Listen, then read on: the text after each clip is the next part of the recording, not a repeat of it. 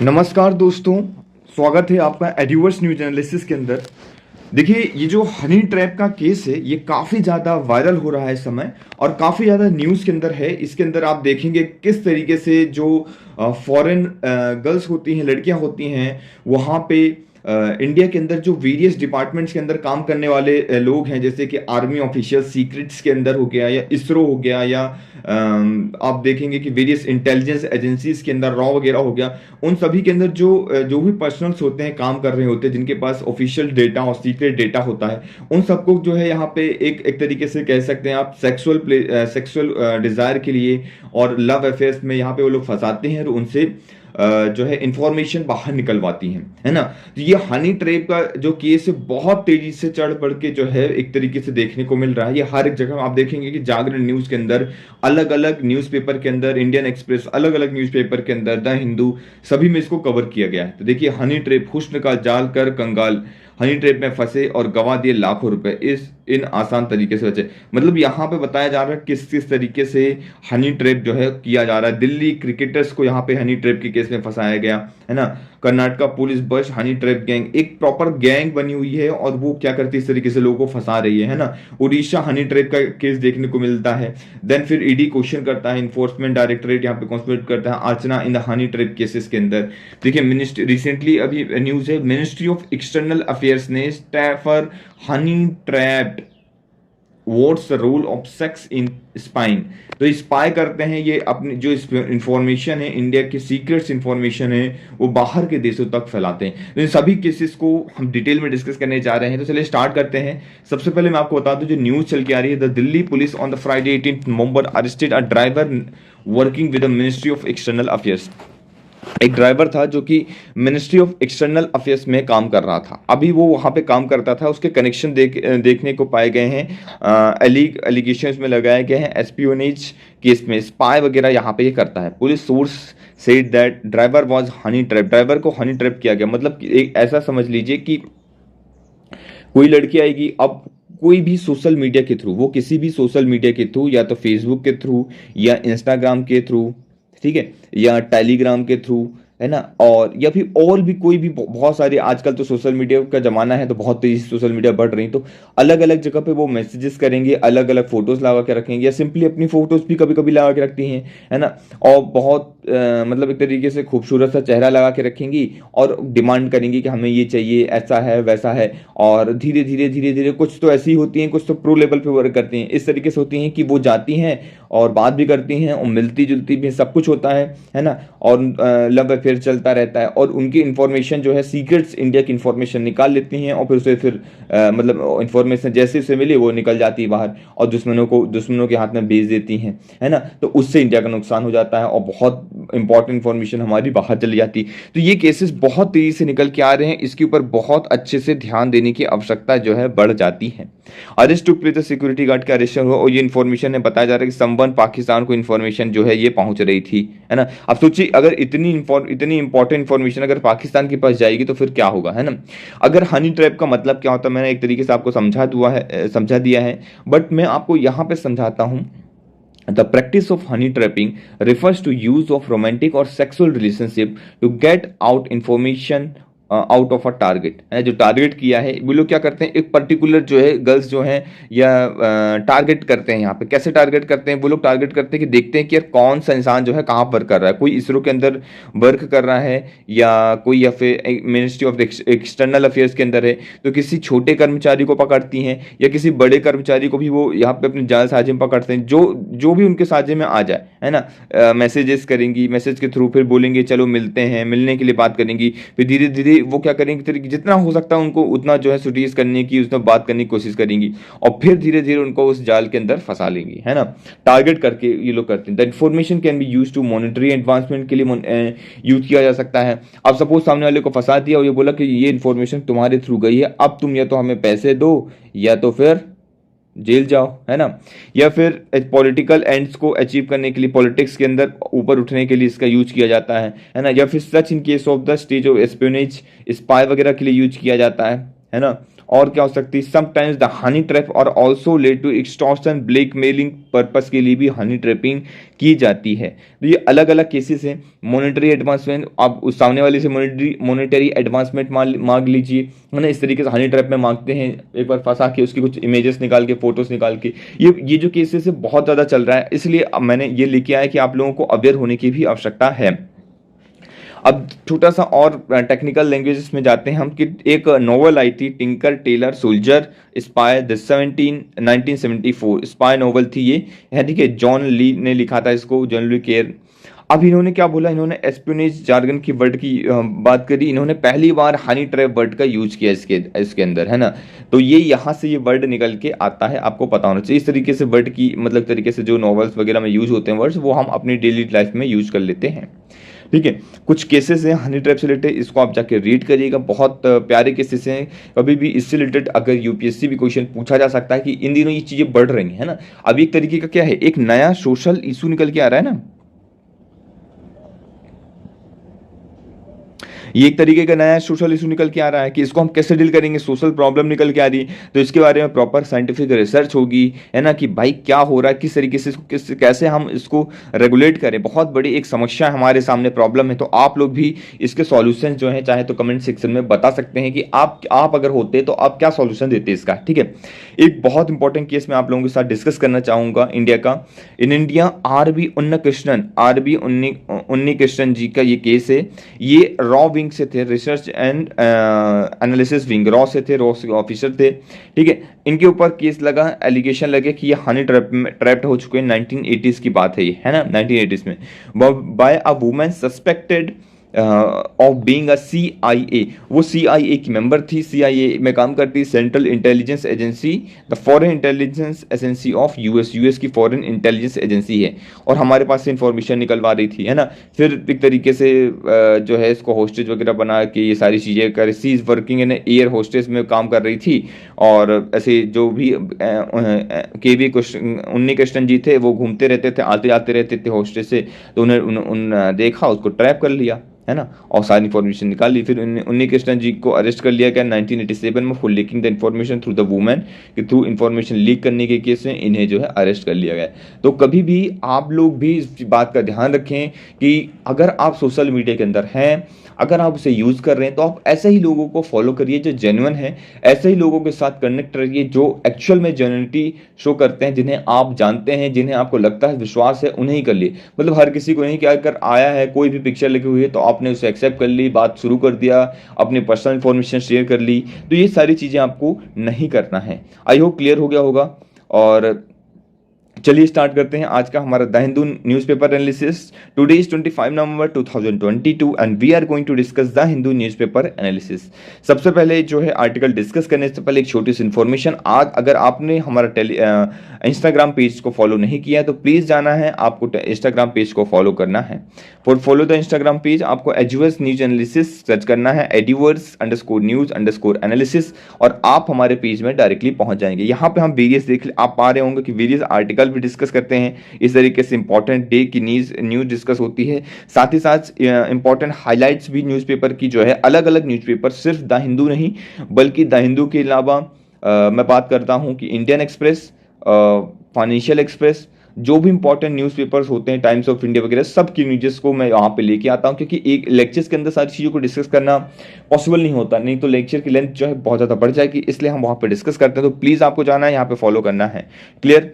साथ ही साथ अगर आप मुझसे जुड़ना चाहते हो तो आप मुझे फॉलो कर सकते हैं। मेरी आईडी है _प्रकाश द्विवेदी _, तो आप मुझे यहाँ पे फॉलो कर सकते हैं।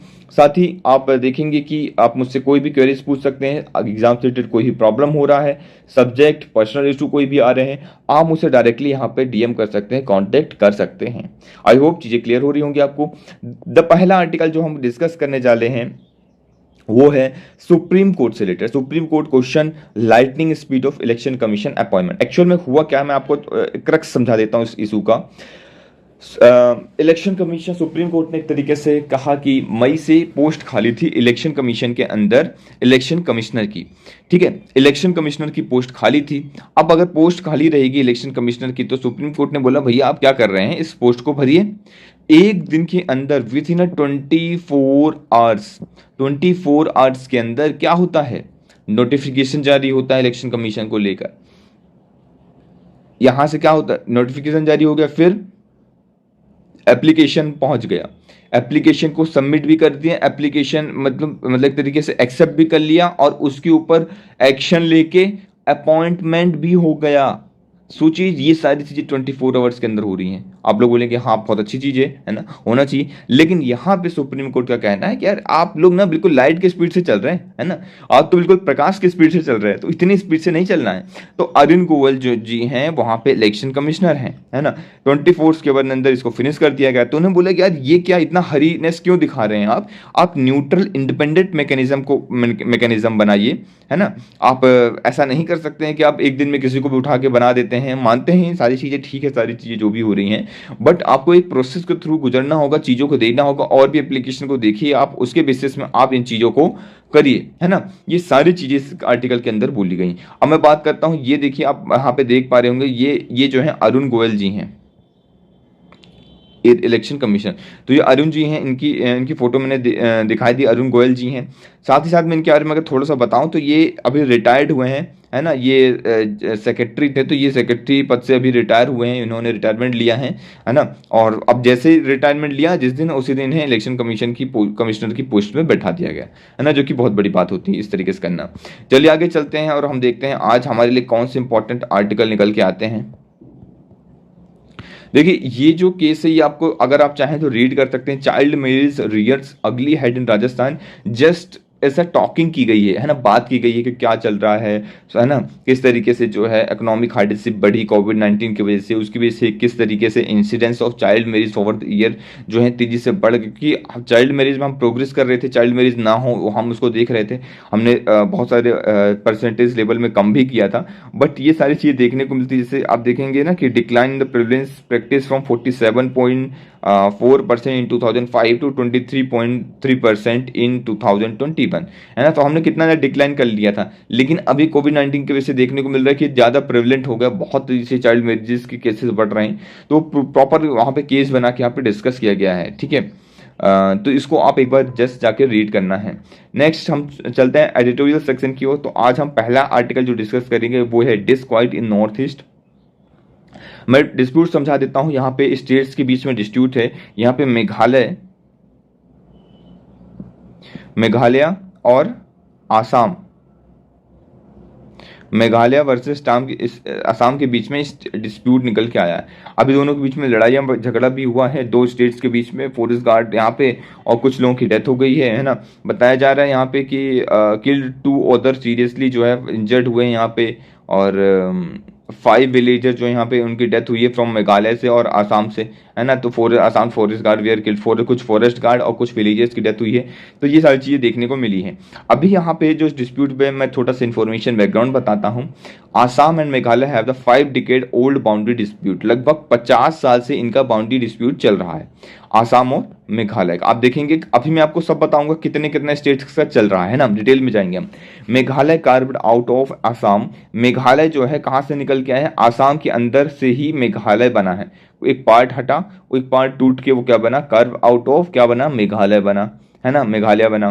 Curve out of Assam autonomous region, 1970 में एक ऑटोनिमस रीजन बन गया था मेघालय। देन 1972 के अंदर उसको 2 साल के अंदर अंदर क्या मिल गया, फुल फ्लेजेड स्टेट का दर्जा मिल गया। ये आपको पता है, चलो ठीक है।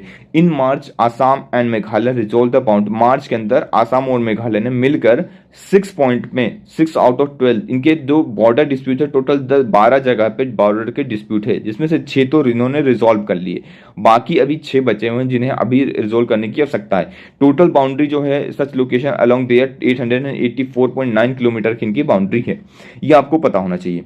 साथ ही साथ मैं बात करता हूं आसाम की, तो आसाम की बाउंड्री डिस्प्यूट सिर्फ और सिर्फ मेघालय के साथ नहीं है, बल्कि और भी स्टेट्स हैं, जैसे कि अरुणाचल प्रदेश, जैसे कि नागालैंड, जैसे कि मेघालय, जैसे कि मिजोरम, है ना। तो यहां से आप एक चीज और निकाल सकते हैं, क्या निकाल सकते हैं, वो चीज ये है कि आसाम का बॉर्डर जो है इन सभी स्टेट्स के साथ शेयर होता है ना, जिससे आप चीजें क्वेश्चन पूछा जाए तो आप इसको अच्छे से सॉल्व कर सके। चलिए आगे बढ़ते हैं, इसमें हम इस आर्टिकल को डिटेल में देखते हैं। ये देख पा रहे होंगे कि ये आसाम है और ये पहले इस तरीके से आसाम हुआ करता था, dispute district between the Assam and Meghalaya. ये आसाम है और ये मेघालय है। किन किन डिस्ट्रिक्ट के अंदर डिस्प्यूट है? 1 2 3 4 5 6, ये बचे हुए 6 डिस्ट्रिक्ट है जहाँ पे डिस्प्यूट तेजी से निकल के आया है। ठीक है, तो ये आपको पता होना चाहिए। तो हमने सामने दिखा दिया, आप इसको जाके एक बार रीड भी कर सकते हैं। Clear. North east India has been witnessing inter state border dispute since the early 1960, है ना, 1960 से ये चला आ रहा है। When the process carving out of the state of undivided Assam commenced, the most recent series of border dispute plugged in the region of Assam Mizoram में ज़्यादा तेजी से देखने को मिला है। ठीक है, border which has been witnessing the violent incidents देखने को मिले हैं। देन बहुत सारी चीज़ें आसाम पुलिस मिजोरम वगैरह में देखने को मिला है। अब आसाम मेघालय की अगर मैं बात करता हूँ तो Meghalaya was carved out of Assam, जैसे कि मैंने बताया ऑटोनोमस रीजन बनता है 1970 में। कौन? मेघालय आसाम से निकलकर, और फुल फ्लेजेड स्टेट बन जाता है 1972 में, जो कि शेयर करता है 884.9 किलोमीटर की long border with the Meghalaya. तो इस तरीके से इंपॉर्टेंट इंफॉर्मेशन आपको याद रखना है। क्यों याद रखना है मैं बता देता हूं। जब भी कोई भी चीज न्यूज पे रहती है तो उससे रिलेटेड आर्टिकल जो है उसका बैकग्राउंड इंपॉर्टेंट हो जाता है। The border dispute stems of the Meghalaya government refuse to accept the Assam recognization में मेघालय एक्ट 1969 के तहत ये चीज बनती है। क्लियर। मैं बात करता हूँ प्रेजेंट में 12 points of the dispute along with Meghalaya Assam border पे है। कर्विंग तो एरिया जो है ये बताया गया है ना, ये रटने की आवश्यकता नहीं। 12 पॉइंट है, इसमें से 6 पॉइंट रिजॉल्व हो चुके हैं, 6 पॉइंट्स अभी बाकी हैं। 1951 में रिकमेंडेशन हुई थी बोर्डोली कमेटी के द्वारा, block 1 and block 2 Jaintia hills transfer the Mikir hills to Karbi hills, है ना, डिस्ट्रिक्ट ऑफ आसाम। कुछ हिल्स के नाम है जैसे कि जेनिता, कार्गो, गारो जेंतिया हिल्स वगैरह, इन सब के नाम आपको याद होने चाहिए, इनकी लोकेशन भी आपको पता होना चाहिए। क्लियर। चलिए, मेघालय क्लेम करता है that these area originally belong to Khasi Jaintia hills, ये खासी जेंतिया हिल्स से बिलोंग करती है मेघालय, ऐसा क्लेम करता है। कुछ एरियाज के नाम जो है ऊपर दिए गए हैं वो आप देख सकते हैं कि block 1 and 2 of Jaintia hills कौन कौन सा है। Recommendation of Bordoloi committee, Bordoloi committee का नाम याद रखना है। बोर्डोली कमेटी ने रिकमेंडेशन दी, क्या रिकमेंडेशन दी? Block 1 and block 2 of Jaintia hills were transfer to Mikir hills, Karbi Anglong, ठीक है, district of Assam and Garo an area of Garo hills to Goalpara district of Assam. तो कहाँ कहाँ किस डिस्ट्रिक्ट में आसाम में कहाँ आसाम को ट्रांसफर हो जाना चाहिए? 2 ब्लॉक बताए, जेंतिया हिल्स से जो है ट्रांसफर हो जाना चाहिए मिकिर हिल्स, कार्बी एंगलोंग को, है ना, डिस्ट्रिक्ट ऑफ आसाम को, और Garo hills to Goalpara district of Assam. ठीक है, contiguous area of Ri Bhoi district were also transfer to Kamrup district of Assam. The 1969 reorganization of act reiterates this transfer and accordingly define the boundary of Meghalaya, है, तो यहीं से डिस्प्यूट निकल के आता है। फिर बात होती है यहाँ पे कि दैट इनहेबिटेड बिलोंग टू खासी पन्ना ट्राइब, ये जो ट्राइब है इनके बारे में डिस्कशन होता है, इनके बारे में आपको निकाल के रीड करना है। साथ ही साथ दीज एरिया शुड भी बिलोंग टू मेघालय, ये बात करते हैं कि जो एरिया है, कौन सा एरिया है जहाँ पे ये ट्राइब रहती है ना, ये ट्राइब खासी पन्ना ट्राइब जो है वहाँ पे रहती है, खासी जेंतिया हिल्स के पास रहती है, बिलोंग करती है, ये मेघालय को ट्रांसफर होना चाहिए। और ये और क्या क्लेम करती है? The territories were also lost to British by Khasi chieftain. The Assam government, on the other hand, asserted that Meghalaya's archives, जो पुरानी इंफॉर्मेशन होती है, actual information, does not have document to prove that these areas historically belong to the Meghalaya. तो मेघालय के पास कोई भी ऐसा document नहीं है पुराने जिससे वो ये प्रूव कर सके कि ये जो एरिया है वो मेघालय से बिलोंग करते हैं, and that it will एडहर the map which created in 1979-80 में जो मैप क्रिएट किया गया वो इसके हिसाब से क्रिएट किया गया। अभी क्या एफर्ट्स लगाए गए डिस्प्यूट को रिजोल्व करने के लिए, हमने सब देख लिया है कि नेगोशिएशन बार बार होती ही रहती हैं गवर्नमेंट के बीच में।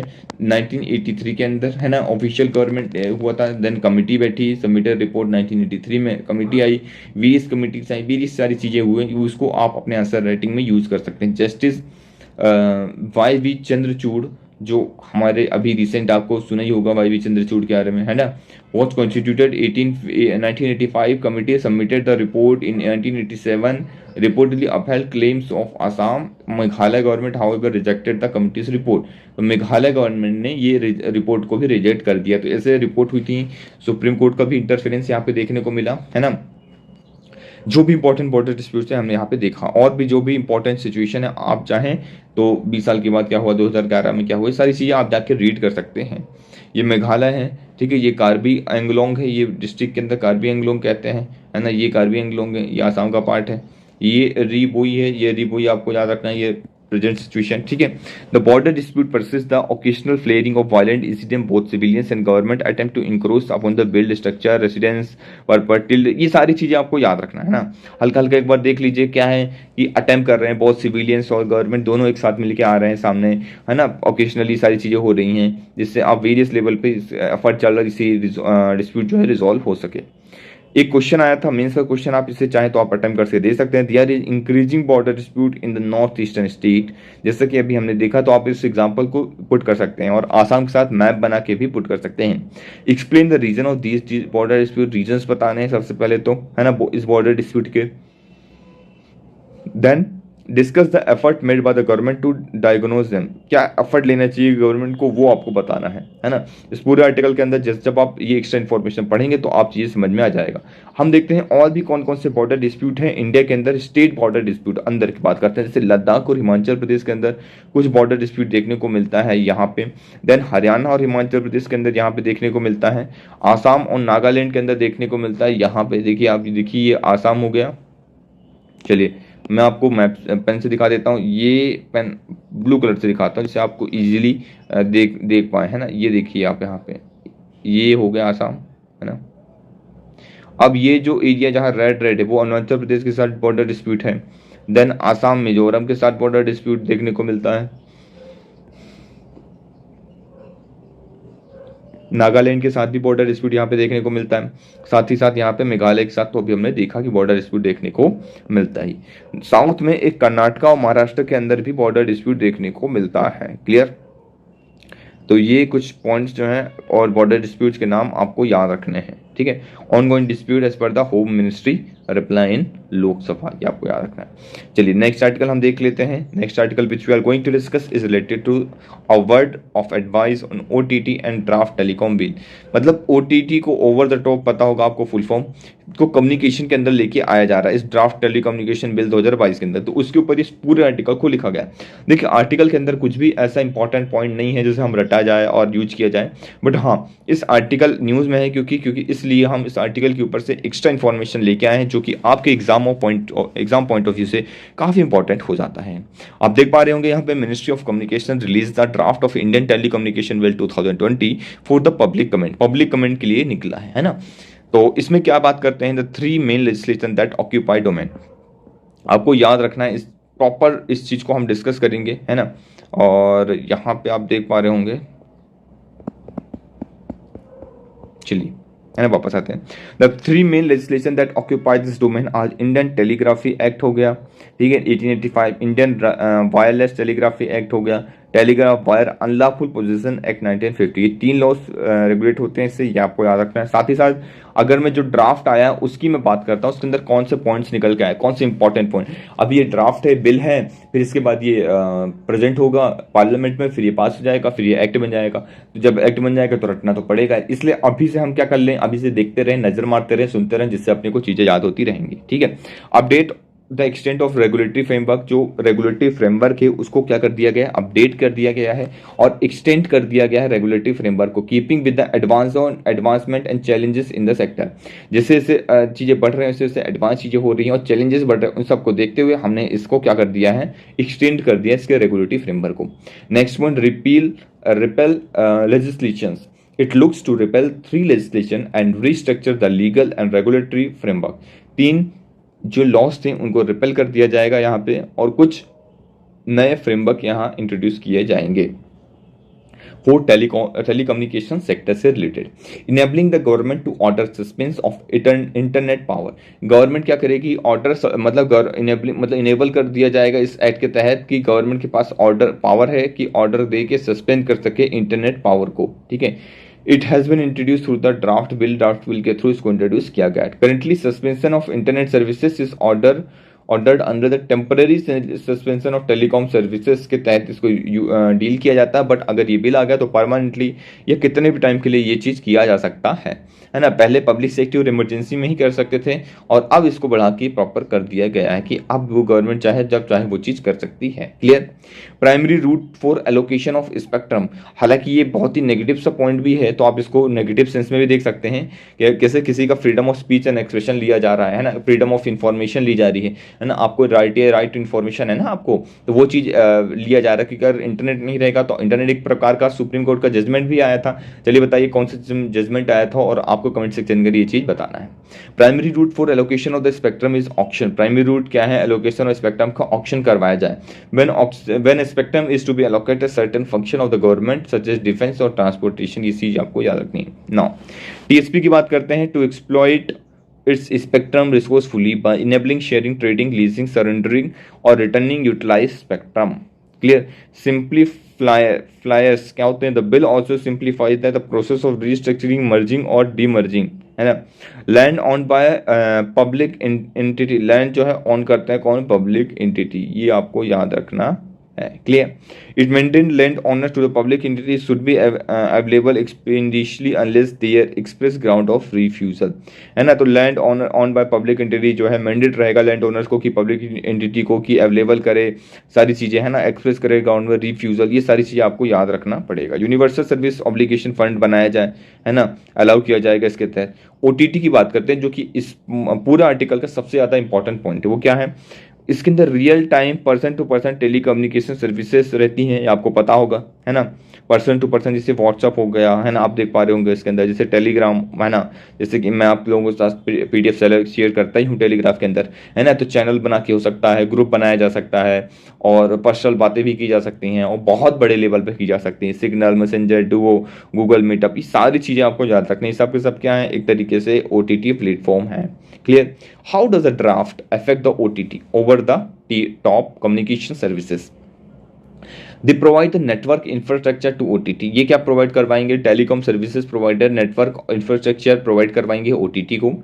At least it cut their source of revenue, जो कि अपने सोर्स ऑफ रेवेन्यू को कट करेंगे, वॉइस कॉल, एसएमएस, इन सब के थ्रू, है ना। तो deal with the infrastructure and licensing cost को यहाँ पे अब स्टार्ट हो जाएगा, क्योंकि आप देखेंगे ना व्हाट्सएप के अंदर भी कॉलिंग फीचर है, लेकिन इसको कम्युनिकेशन के अंदर नहीं लेके आया जाता है ना। कॉलिंग फीचर व्हाट्सएप के अंदर है, टेलीग्राम के अंदर है, सिग्नल के अंदर है, मैसेंजर्स के अंदर है, डुओ के अंदर है, गूगल मीट के अंदर है, तो सबसे वीडियो कॉल और सिंपल कॉलिंग भी की जा सकती है, इसलिए इसको लेके आना आवश्यक हो जाता है इसके अंदर। But current draft of the bill definition of telecommunication services to include OTT communication services भी ये चेंज करना पड़ेगा। तो जो टेलीकम्युनिकेशन सर्विसेज है उसके अंदर ओटीटी कम्युनिकेशन को भी इंक्लूड करना पड़ेगा। Clear. Identify the personal communication through telecommunication services, जो इंपॉर्टेंट इन्फॉर्मेशन है वो आप इसको याद रख सकते हैं। फाइन भी लगाया जा सकता है, 50,000 रुपये तक के ऊपर फाइन रखा जाएगा अगर आप रॉन्ग इन्फॉर्मेशन और आइडेंटिफिकेशन डिटेल्स वगैरह देते हैं तो। क्लियर हो गया पॉइंट? आई होप चीज़ें क्लियर हो रही होंगी आपको। How does the try effect, क्या कैसे इफेक्ट करता है, जैसे रिकमेंड बॉडी को रिकमेंड करता है।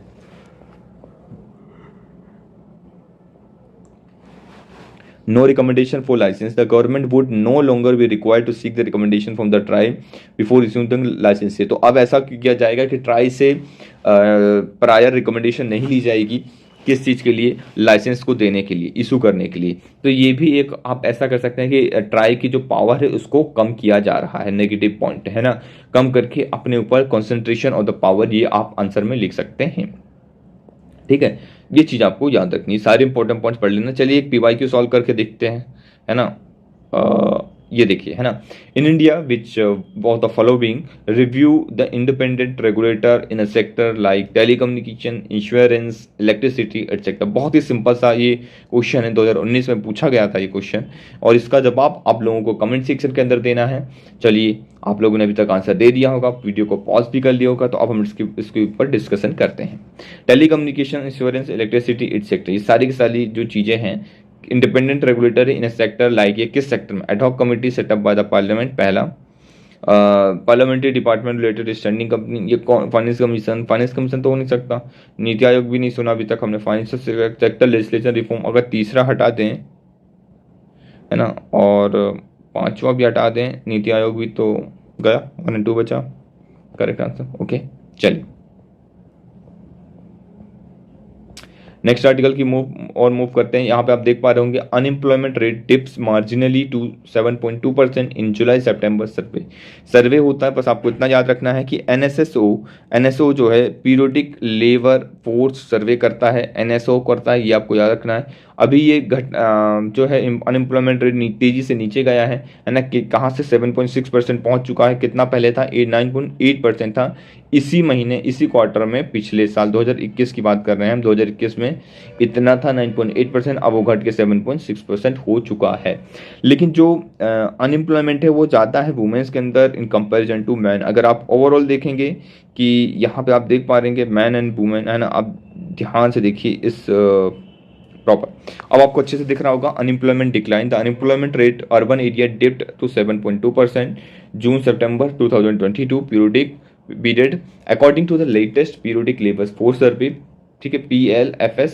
However, among the women, the decline in the unemployment rate was less pronounced। तो वुमेन के अंदर डिक्लाइन है वो बहुत ज़्यादा कम है।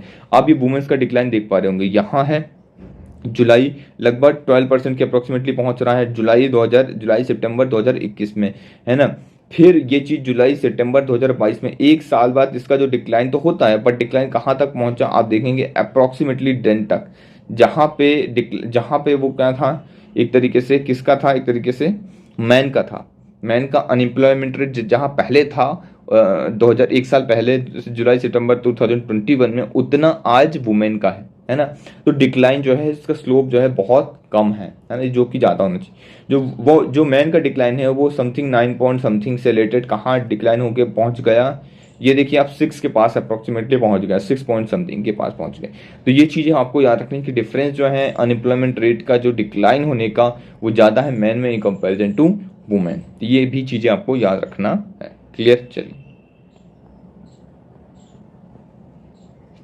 अभी देखिए एक न्यूज़ निकल के आ रही है, millets in the mainstream, how Odisha Kutia Kondh tribe rediscover अ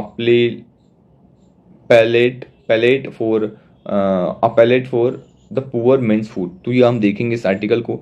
इस आर्टिकल के अंदर सबसे ज़्यादा जो इंपॉर्टेंट चीज़ है वो क्या है, मिलेट्स इंपॉर्टेंट है। PYQ भी पूछा गया है, वो भी हम देखेंगे, साथ ही साथ पूरे इंपॉर्टेंट इन्फॉर्मेशन को इसको डिस्कस करेंगे। अगर आप देखेंगे a series pre launch event initiative देखेंगे, अगर ध्यान से आप देखेंगे तो ये मिलेट्स है ना, इस तरीके से दिखती है मिलेट्स, है ना, बाजरे, ये मिलेट्स की थ्योरी है। तो आई होप आप लोगों ने अभी तक ये चीज़ें देखी होंगी, गांव वगैरह में अगर आप जाते रहे होंगे, अगर आप गांव से बिलोंग करते हैं तो अपने आसपास ये सारी चीज़ें आप लोगों ने मिलेट्स की देखी होंगी। इस तरीके से फसलें होती हैं, इस तरीके से ये कटती हैं, हरी रहती हैं तो ये रहती हैं, फिर ये सूख जाती हैं, तो इस तरीके से कटने के बाद फिर ये इस प्रोसेस होके एक प्रॉपर इस तरीके से आपको मिलती है बाजार के अंदर। क्लियर? इसके अंदर जो न्यूट्रिशन वैल्यू होती है बहुत अच्छी न्यूट्रिशन वैल्यू होती है ना। अगर आप ये चीज़ खा रहे हैं तो प्रॉपर आपको हेल्थ में बहुत बेनिफिट मिलेगा। साथ ही साथ हम टाइप ऑफ मिलेट्स की बात करते हैं, इसके ऊपर प्रीवियस ईयर क्वेश्चन यूपीएससी पूछ चुका है, इसलिए ये इंपॉर्टेंट हो जाता है। जैसे कि फिंगर मिलेट हो गई, है ना, ये फिंगर मिलेट बोलते हैं आपको, बर्नयार्ड मिलेट हो गई, लिटिल मिलेट हो गई, सोरगम हो गया, कोडो मिलेट हो गई। कोडो आपने सुना होगा, काफ़ी ज़्यादा लोग खाते हैं, इसको यूज़ करते हैं ना। फॉक्सटेल मिलेट भी यूज़ सुना होगा, पेयल मिलेट्स भी आप लोगों ने काफ़ी ज़्यादा सुना होगा, है ना। ये हो गई लिटिल मिलेट, कोडो, ब्राउन टॉप, पेयल, ग्रीन, फिंगर, ये सारी मिलेट्स आपको याद रखनी है। आई होप चीज़ें क्लियर हो रही होंगी आपको, हमने प्रॉपर डिस्कस किया इन सारी चीज़ों को। साथ ही साथ कुछ और इंपॉर्टेंट पॉइंट्स मिलेट से रिलेटेड डिस्कस कर लेते हैं, जैसे कि millet is a collective term referring to a number of small seeded annual grasses. अगर डेफिनेशन की बात करता हूँ तो ये क्या है, एक स्मॉल सीडेड एनुअल ग्रासेस है ना, जो घास फूस है। They are cultivated as a grain crop primarily on marginal land in dry area और temperature subtropical and tropical reason.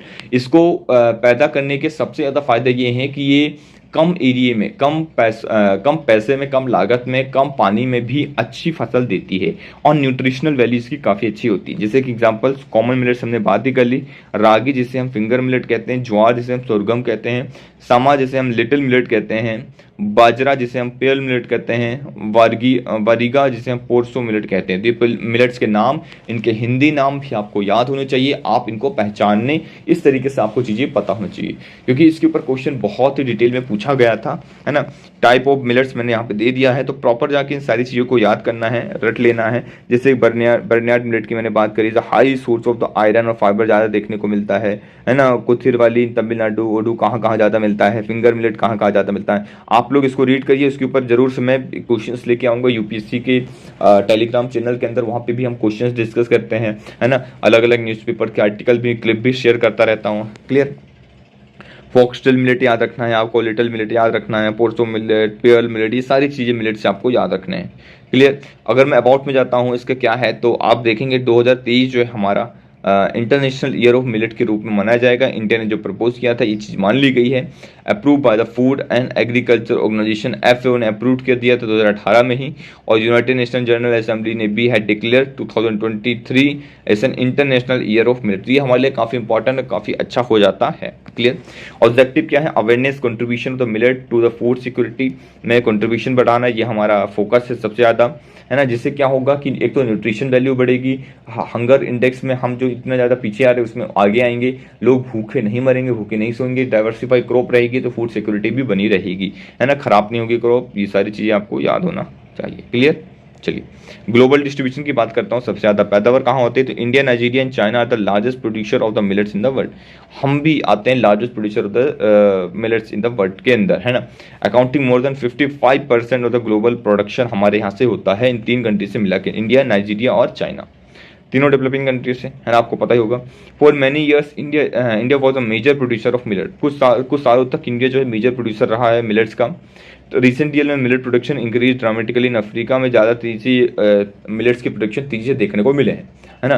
तो अभी जरूरी है कि हम भी इसको बढ़ावा दें और आगे इसमें वर्क करें। सुपर क्रॉप ग्रोइंग जो है, फोटो सेंसिटिव इंसेंटिव है, ये do not require specific photo period for flowering. ऐसा नहीं कि प्रॉपर इसको धूप चाहिए, प्रॉपर पानी चाहिए, मतलब ये ऐसा इंसान है मिलेट, आप ऐसा कह सकते हो कि ऐसी चीज़ है जो हर एक खराब कंडीशन में अच्छा रिजल्ट देती है ना।